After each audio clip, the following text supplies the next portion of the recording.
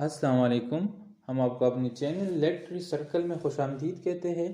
अच्छा, आज हम जिस टॉपिक को डिस्कस करने जा रहे हैं वो है what is textuality and what are the 7 feature of textuality. और इन्हीं फीचर की बुनियाद पर हम कह सकते हैं कि what makes text a text. क्या ऐसी फीचर है या कौन सी ऐसी टेक्निक है या डिवाइसेस है जिनकी बुनियाद पर हम एक टेक्स्ट को टेक्स्ट कह सकते हैं। अब इसको हम फर्दर एक्सप्लेन करेंगे जब इसके हम टाइप पढ़ेंगे, ये जो 7 फीचर ऑफ टेक्सचुअलिटी है। तो सबसे पहले हम डिफाइन करेंगे कि टेक्सचुअलिटी है क्या और ये किस चीज़ में आती है। तो textuality can simply be define as a complex set of features that text must have to be considered a text।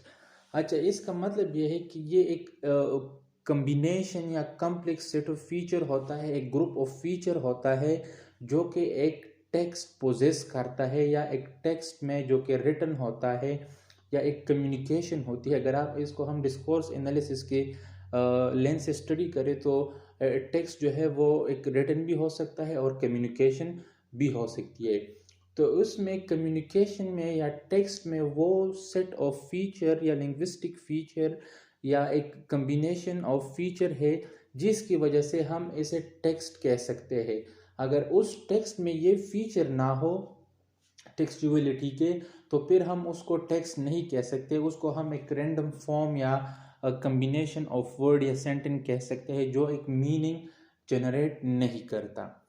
अब इसकी डिफिनेशन दूसरी इस तरह है कि like in discourse analysis this textuality refer to the examination of all attributes of text to discover the meaning of written work or communication। जिस तरह हमने बात की कि डिस्कोर्स में टेक्स्ट और कम्युनिकेशन दोनों आते हैं, तो इसमें वो examination of attribute of text हम करते हैं जिसकी वजह से वो फीचर वो एट्रीब्यूट एक टेक्स्ट को मीनिंग जनरेट करते के या मीनिंग जनरेट करने में उसे हेल्प देते हैं। तो ये तो सिंपली हो गए कि व्हाट इज़ टेक्सचुअलिटी।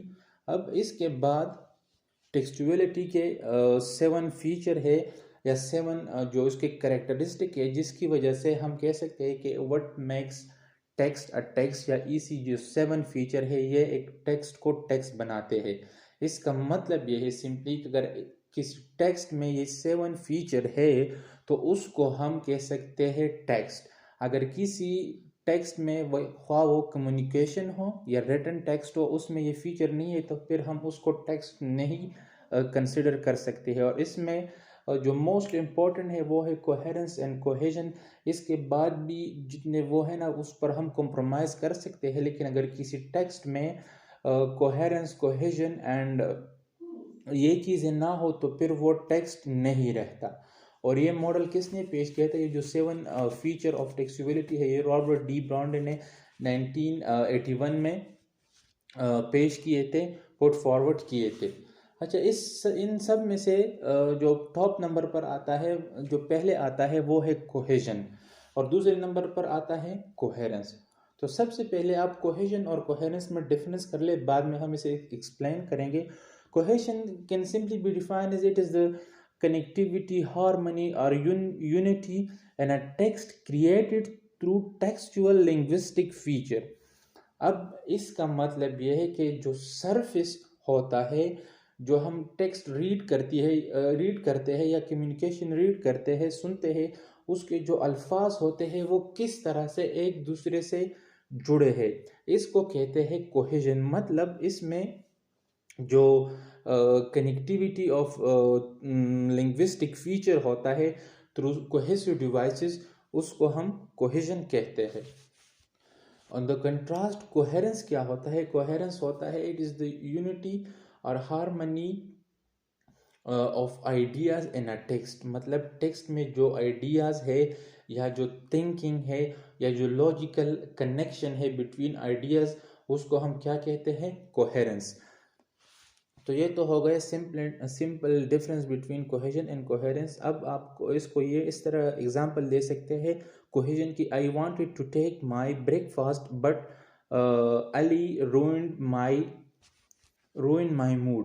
अब यहाँ पर अगर आप यहाँ से फॉर एग्जांपल हटा दे बट, तो फिर आपको इस दो जो क्लॉजेस है इसमें कोई कनेक्शन नहीं आएगा और एक मीनिंग जनरेट करने में आपको मतलब एक not it will be ambiguous sentence.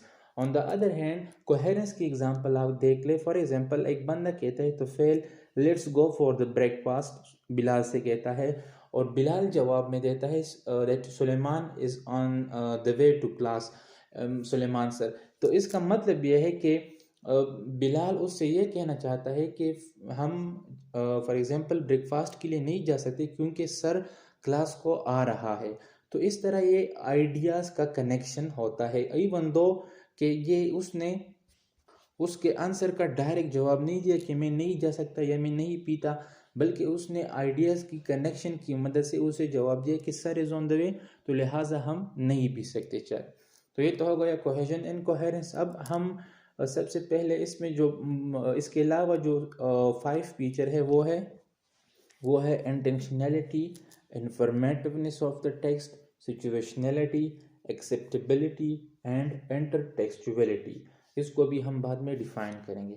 सबसे पहले हम जानेंगे कोहेरेंस और उसकी जो टाइप है कि कोहेरेंस की कौन कौन सी टाइप है या कौन कौन से कोहेसिव डिवाइस है जिसकी मदद से हम एक कोहेजन को अचीव कर सकते हैं इन अ पीस ऑफ टेक्स्ट। तो इसमें सबसे पहले आता है वो है लेक्सिकल कोहेसिव डिवाइसेस। अब लेक्सिकल, अगर आप लेक्सिकल का मतलब है लिंग्विस्टिक में वर्ड, मतलब जो वर्ड कोहेसिव डिवाइसेस है, तो इसमें 2 टाइप है। ये आता है मतलब lexical repetition and lexical relation. अच्छा, लेक्सिकल रिपीटिशन का मतलब यह था कि जब एक वर्ड बार बार रिपीट हो रहा होता है, लेट सपोज एग्जांपल देख ले कि for example Ali is going to the school and Ali is the most obedient student of his teachers। यहाँ पर जो है अली अली रिपीट हो रहा है, तो ये क्या है, लेक्सिकल रिपीटिशन है। एंड देन इसके बाद रिपीटिशन की 2 टाइप है, या तो ये कंप्लीट रिपीटिशन होगा या पार्शियल रिपीटिशन। अब पार्शियल रिपीटिशन किस तरह हो सकता है? कंप्लीट रिपीटिशन ये है कि आप उस पूरे वर्ड को रिपीट करते जाए throughout the text. And then partial repetition का मतलब यह है कि आप उस वर्ड को, या जो वर्ड हो वो एक कंपाउंड वर्ड है या वो एक लेंथी वर्ड है, आप इसके कुछ हिस्से को ओमिट कर ले और बाकी को लिख ले, लेकिन वो एक पूरा सेंस देता है, तो ये क्या है, पार्शियल रिपीटिशन। लेट सपोज आप कह ले कि the blue car was moving toward the city and the car was moving very fastly. तो यहाँ पर जो है ब्लू कार, तो आपने एक दफ़ा ब्लू कह दिया, दोबारा आपने ब्लू को ओमिट कर लिया और कार कह दिया, तो ये क्या है, पार्शियल रिपीटिशन है of the word blue car. तो इस तरह हो गया। अब इसकी लेक्सिकल कोहेशन का जो दूसरा टाइप है वो है लेक्सिकल रिलेशन। अब लेक्सिकल रिलेशन में क्या आता है, सिनोनिमी, एंटोनिमी, हाइपोनिमी, ये रिलेशन आते हैं। लेट सपोज आप एक वर्ड के लिए दोबारा कोई लफ्ज़ उसका सिनोनिम यूज़ करते हैं। लेट सपोज आप कह ले कि Noman is a brave student, he is very chivalric in his action. अब ब्रेव की जगह आपने शिवलरिक लिख दिया, मतलब बहादुर। एंड देन अगर आप कह ले कि वॉयलेंस, और वॉयलेंस की जगह आप ब्रूटैलिटी लिखते, तो यही चीज़ें आप सिनोनिम जब यूज़ करते हैं एक टेक्स्ट में, तो ये लेक्सिकल रिलेशन हो गया। इसकी जब एंटोनिमी मतलब आप अपोजिट वर्ड यूज़ करते हैं एक दूसरे के। आप कह ले कि Ali is not a coward, and इसकी जगह आप ले लें कि Ali as a brave man. So इस तरह ये होता है। हाइपोनिमी का मतलब ये होता है कि फॉर एग्जांपल आप देख ले कि that is a beautiful flower, the tulip is all around the garden. मतलब ट्यूलिप जो होता है वो एक फ्लावर का एक किस्म होता है और ये फ्लावर होता है, तो फ्लावर और ट्यूलिप का जो रिलेशन है वो है हाइपोनिमी। अच्छा, इसके बाद जो सेकेंड टाइप है कोहेसिव डिवाइस की, वो है ग्रामेटिकल कोहेसिव डिवाइसेस। इसका मतलब ये है कि ये डिवाइसेस जो होते हैं ये एक ग्रामेटिकल टर्म होते हैं, मतलब ये कंटेंट वर्ड नहीं होते या लेक्सिकल नहीं होते। अच्छा, इस ग्रामेटिकल में जो बेसिकली आते हैं वो है कंजंक्शन होते हैं, और कंजंक्शन के वेरियस टाइप होते हैं। अब किस तरह कंजंक्शन के, फॉर एग्जांपल अगर आप देख लें कि although I eat rice but I love to eat mango, यहाँ पर जो बट जो है ना, इसने इन दो क्लासेस को कंबाइन किया है और एक मीनिंग और एक कोहेशन क्रिएट की है इन दोनों क्लॉजेस के दरमियान। तो इस तरह ये एक कोहेसिव डिवाइस होता है, ग्रामेटिकल कोहेसिव डिवाइस। इसके बाद जो आता है वो है लेक्सिको ग्रामेटिकल डिवाइसेस। अब लेक्सिको ग्रामेटिकल डिवाइस, अगर आप इस टर्म को सोच ले तो ये combination of lexical and grammatical devices. तो इसमें जो होती है ये तो ना मुकम्मल तौर पर लेक्सिकल होते हैं और ना ग्रामेटिकल। इसमें जो होते हैं, एक नंबर फर्स्ट नंबर वो एलिप्सिस है। एलिप्सिस ये एक टेक्निक है, ये आपने पढ़ी भी होगी, कि इसमें जो हम ओमिशन ऑफ टेक्सचुअल फीचर या पार्ट ऑफ टेक्स्ट को हम ओमिट करते हैं क्योंकि उसकी ज़रूरत होती नहीं है, इसी वजह से हम उसको ओमिट करते हैं। और जो मतलब एक एक्सटेंशन होता है या जो लेंथ होता है फॉर टेक्स्ट उसको हम कॉन्ट्रैक्ट कर लेते हैं ताकि इजी रहे अंडरस्टैंडिंग के लिए, बार बार रिपीटिशन ना हो एक लेंथी टेक्स्ट का। इसकी एग्जांपल इस तरह है कि अगर आपसे कोई पूछ ले कि do you work in the market for 10 hour, और आप उसे सिंपल सा आंसर दे दे कि यस आई डू। अब ये जो आंसर है it is a contract form of that question, that yes I do work for 8 hour in the market.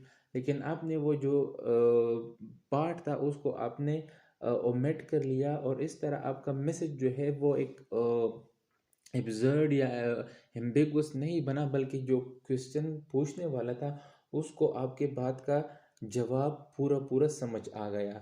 आल दो कि आपने वहाँ पर एलिप्सिस किया, आपने कुछ पार्ट को ओमिट कर लिया। इसके बाद जो है वो है सब्सटीट्यूशन। सब्सटीट्यूशन का मतलब यह है कि the replacement of one textual unit by another. अगर आप एक टेक्सचुअल यूनिट को by another textual unit replace करें, और इसको कहते हैं सब्सटीट्यूशन। लेट सपोज आप इस नाउन फ्रेज को देख ले, if a person is saying that which ice cream would you like to have. अब दूसरा जवाब देता है I would like to have the pink one. अच्छा, अब यहाँ पर देख ले, जो नाउन है आइसक्रीम उसको हमने रिप्लेस कर दिया या सब्सटीट्यूट कर दिया किस चीज़ से, वन से, मतलब पिंक वन, मतलब जो पिंक आइसक्रीम है मैं उसको पसंद करता हूँ। आल दो के आंसर में हमने आइसक्रीम को रिपीट नहीं किया। एक दफ़ा फिर ये एग्जांपल सुन ले, which ice cream would you like to have. बंदा पूछ रहा है कि तुम्हें कौन सी आइसक्रीम पसंद है, दूसरा जवाब देता है I would like to have the pink one. Pink one का मतलब है कि मुझे पिंक आइसक्रीम पसंद है या मैं वो खाना चाहूँगा। तो ये होगा एग्जाम्पल। अब दूसरा एग्जाम्पल आप देख ले, वो इस तरह के, एक टीचर अगर कहता है या एक गाइडेंस अगर कहता है कि I like all my student but the ones who are hard working या वर्क मोर। अब यहाँ पर ये सेंटेंस इस तरह भी कहा जा सकता था कि I like all my student but दो स्टूडेंट हु वर्क, लेकिन स्टूडेंट के बजाय दोबारा इसको रिपीट ना करने के बजाय हमने वंस लिख दिया, और ये वंस किसको इशारा करता है, स्टूडेंट को। तो इस तरह ये सब्सटीट्यूट बन गया किसका, स्टूडेंट का। अब ये तो टाइप हो गए मतलब जो बेसिकल थे लेक्सिकल कोहेसिव डिवाइस के। अब इसमें जो आता है वो है तीसरा वन, वो है रेफरेंसेस। रेफरेंसेस को हम बेसिकली टू मेजर कैटेगरीज में तकसीम या डिवाइड कर सकते हैं। Number one is endophoric and exophoric. Endophoric mean within the text, या जो सेंटेंस या जो डिस्कोर्स है उसी के अंदर वो रेफरेंस पाए जाते हैं। और इस एंडोफोरिक रेफरेंस के फर्दर टू टाइप हैं, one is anaphoric reference and the other one is cataphoric reference. अब एनाफोरिक रेफरेंस क्या होता है और कैटाफोरिक रेफरेंस, इसको हम एग्जांपल से बेहतर जानेंगे। और फर्स्ट हम इसकी डिफिनीशन करेंगे। Anaphoric reference is simply the reference which comes after its referent. वो रेफरेंस जो अपने रेफरेंट के बाद आता है, and it refers back to its referent. अब यहाँ पर आपने इस चीज़ को अंडरस्टैंड करना है कि रेफरेंट क्या होता है और रेफरेंस क्या होता है। Referent mean the object the entity to which someone is indicating, या उसकी तरफ कोई इशारा करता है। जो ऑब्जेक्ट होता है उसको क्या कहा जाता है, रेफरेंट। मतलब उस ऑब्जेक्ट का नाम या उस ऑब्जेक्ट का तस्करा ऑलरेडी ही प्रीवियस सेंटेंस में या प्रीवियस क्लास में हो चुका होता है। बाद में कुछ इस तरह के वर्ड्स होते हैं, स्पेशली प्रोनाउन होते हैं, जो उसको दोबारा उस ऑब्जेक्ट को या रेफरेंट को इशारा करते हैं। लेट सपोज आप ये एग्जांपल देख ले, I can see a bird, मैं एक बर्ड देख सकता हूँ। इट इज सिंगिंग, अब यहाँ पर बर्ड जो है वो एक रेफरेंट है, मतलब एक ऑब्जेक्ट है रियल वर्ल्ड में। एंड इसके बाद जो दूसरा सेंटेंस है, इट इज सिंगिंग, इट किसकी तरफ इशारा करता है, इस रेफरेंट मतलब बर्ड की तरफ इशारा करता है।